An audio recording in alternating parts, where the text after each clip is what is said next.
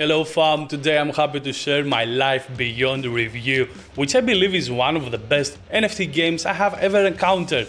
I had some fun moments playing Life Beyond, I saw some bugs, but it's like very typical for an open alpha version, and I started doing this video with joy and excitement, something that doesn't happen frequently with NFT games.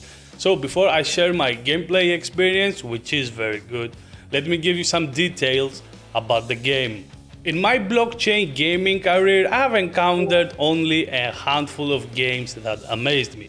I usually avoid doing NFT game reviews because most of the times I will give a below 0 rating and I don't like wasting my time. Today, this is not the case. After a very long time, I'm happy and motivated to play a game like Life Beyond, and I believe that it raises the bar for other games to follow. My conclusions are made based on gameplay, graphics, and the overall idea. When it comes to tokenomics and sustainability, I can have a say at this point, it's still very early. To do this review, I played the open alpha version several hours and I went through the light paper 2.2 version and scraped everything. So, let's begin. Disclaimer: this video is not an investment advice. Never spend more than you will do for a regular game. And never spend more than you can afford to lose. NFT games come with high risk and no guarantees. You can find the full written review on eGamers.io. I went through the light paper and I have written everything you need to know along with my opinion. So let's begin. Life Beyond is a free-to-play, play and earn MMO game available in open alpha. With the story unfolding in the future, players are challenged to create futuristic societies with financial and political elements. As expected from a play and earn game, most of these assets are NFTs. In Life Beyond, you can embark on adventures with your friends or solo and complete the various challenges available. Each new era brings fresh gameplay, levels, and global objectives. Life Beyond is available for PC and there might be available in consoles in the future. While some call Life Beyond an MMORPG, I like to distinguish these games MMOs from MMORPGs, as MMORPGs are open world and not specific maps. I will skip the story. You can learn the lore from the website if you want to, and let's get to the gameplay. So, Life Beyond gameplay, from my experience, it has a tremendous gameplay and graphics, and it's still in alpha. Nothing like that can be found in NFT games, guys. Once you log in the game, you will find yourself in the dollar space. That's the spawn area, it's called dollar space, where you can access your equipment and a customized apartment. You can also go on expeditions from the dollars and destroy like the alien robot life. Life Beyond gameplay consists of multiple elements such as shooting, exploring, crafting, building, supplying, forming societies with economic systems, setting rules, governing, and other things. Then we have combat. Let's scroll down to combat. Combat is the only thing available in open alpha, to be honest, right now. But I'm impressed with it, I can say. For an alpha version, it's very smooth and well designed. You can go on adventures solo or up to 4 players, random or with your friends. You can also form parties and complete specific milestones requested by each expedition. Co-op sometimes is mandatory to complete the objectives, and there are 4 avatar types to select from. Like the MMORPG games, one can be shooter, the other one can be DP, the other one can be healer, tank, etc. Expedition types might require collecting resources and delivering them to a specific NPC or kill them all maps, right? In the open alpha, I have encountered like flying monsters, robotic species, which are unique in design and creepy, I can say. There are multiple expeditions currently to choose from, solo or either with friends. You can go for bounty hunting, you can collect plants, you can play find and defend, where you have to defend an area and survive. Then you have power up, where you collect resources and build decontamination units and of course you kill enemies. Then you have enemy mutation hunt, collect and defend, and a bunch of other game modes that you can choose from and have fun for yourself and with your friends. Then when you log into the game, you can customize your character. There are not many things to choose from. You can either have a male or female, sorry, no cyborgs here. You can choose the color scheme, and then you can choose the hair. Nothing else, at least not in open alpha. So after you play a bit, you will notice your inventory, which contains all the weapons and the things that you pick up from completing missions. Then you can equip on torso, leg and feet a bunch of items, and your inventory contains up to 100 slots. Your weapons need 500 experience to reach level 1 and has the following aspects: rarity, type, ammunition type, damage per shot, threat per shot, accuracy, max range, reload size, magazine size, and fire rate. Of course, we have character expertise. You can choose your profession, which can be archaeologist, fighter, mining engineer, gatherer, transporter, musician, and parkourist. Can you imagine that? Parkourist.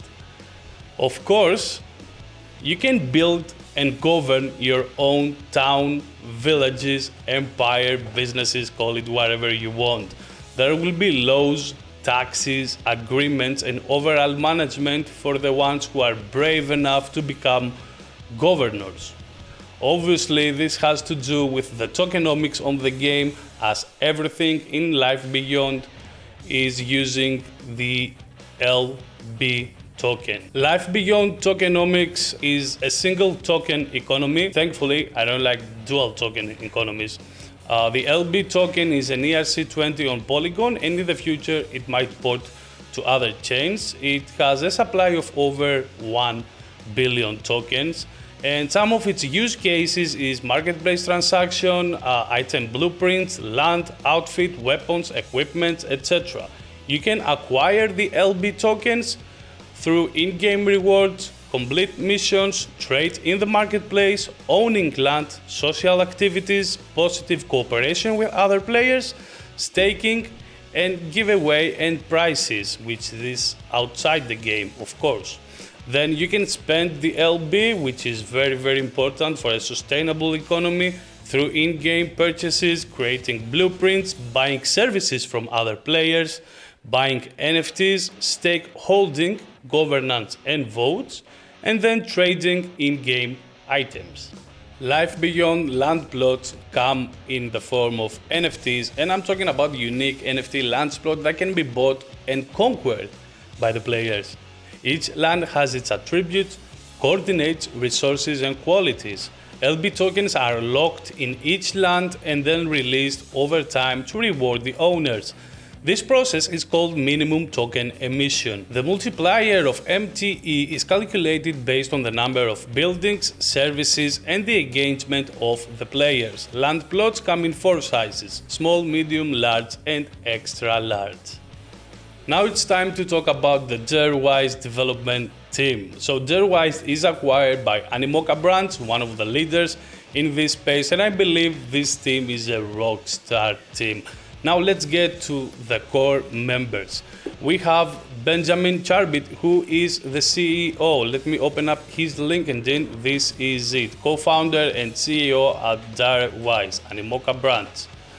So, Benjamin had a banking career, producer and designer at Ubisoft, director at Assassin's Creed Black Flag, and strategic planning for online games again at Ubisoft. Then we have Samuel Khan, who worked for Ghost Recon, The Division, and was lead technical for CryEngine and Snowdrop. So this is the LinkedIn of Samuel Khan. Next up is Mark Albinet, Senior Creative Game Director. He joined Ubisoft at 1984.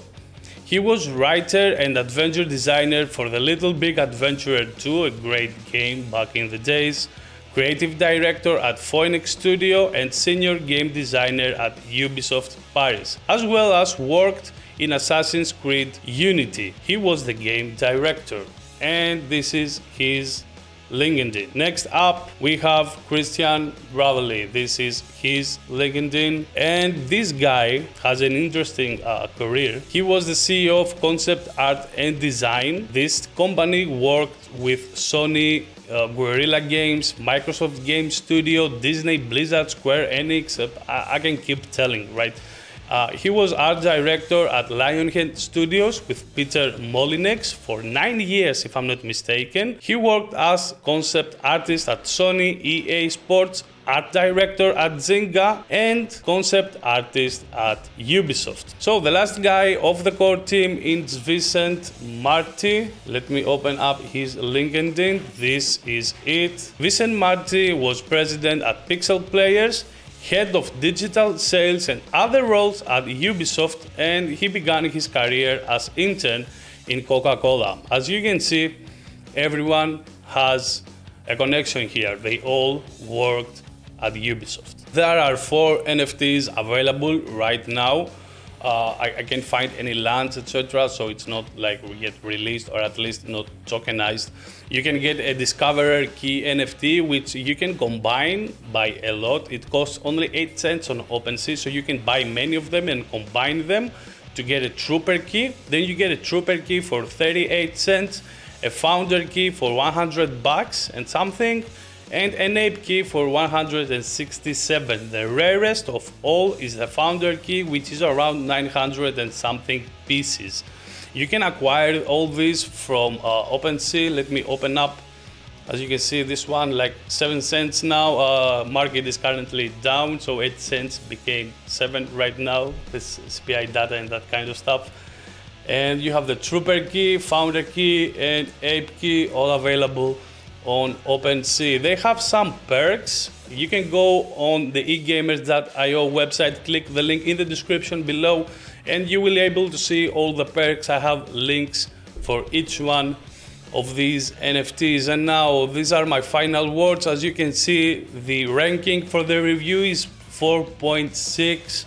It's frankly one of the best games I have ever played in blockchain gaming. I'm really excited about this one. I will keep an eye out, definitely.